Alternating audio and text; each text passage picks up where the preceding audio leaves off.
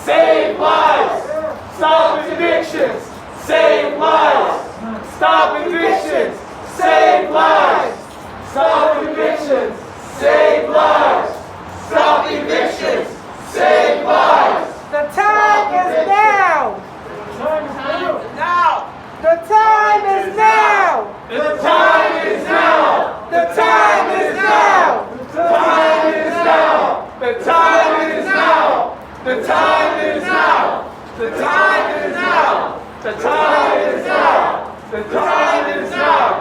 The time is now. The time is now. The time is now. The time is now. The time is now. The time is now. The time is now. The time is now. The time is now. Now! Thank you, everyone. Thank you. I would like to thank our viewers at home. I would like to thank the community that showed up to support. This is not the end. This is only the beginning. It is high time that we address this housing crisis. High time that we address homelessness. And high time that we hold legislative leaders accountable. It is high time that we take care of one another. No justice, No peace. No justice. No peace. No justice. No peace. No justice. No peace. No justice. No peace. No justice. No peace. No justice. No peace. No justice. No peace.